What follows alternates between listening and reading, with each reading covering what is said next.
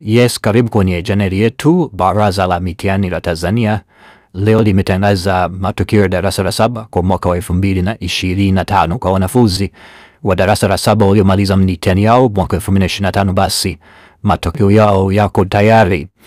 Kwa wale ambao mmekuwa mkipata shida kutazama ama kupata matokeo haya, basi nimekuletea linki ambayo utaibonyeza na kukupeleka moja kwa moja utazama matokeo hayo.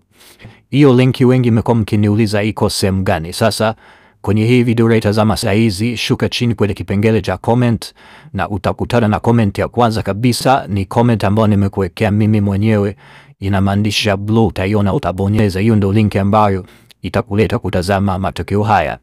Lakini wale pia ambao mmekuwa mkipata shida kuipata comment ilipo, unaweza kubonyeza maandishi ya kichwa cha habari cha hii video, utakibonyeza na utakutana na komenti, utakutana na linki ya blue.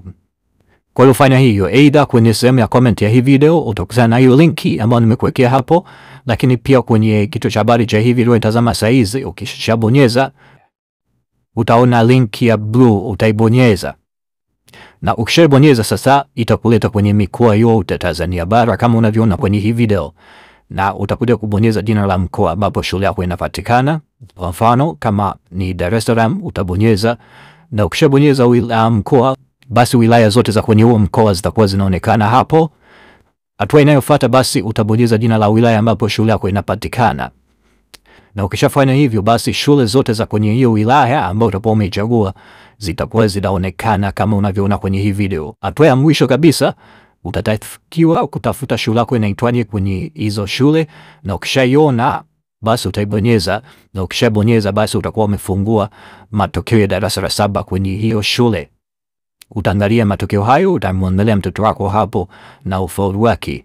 Kwa hiyo wewe ambaye bado hujafanikiwa kupata linki iko wapi? Linki nimesema iko kwenye comment, kipengele cha comment cha hii video. Comment ya kwanza kabisa ni comment ambayo nimekuwekea linki hapo, na hiyo link utaibonyeza na kufuatisha hizo hatua ambazo nimekuelekeza. Lakini pia kwenye kichwa cha habari cha hii video utakibonyeza na utakutana na linki hiyo itakupeleka kutazama matokeo haya.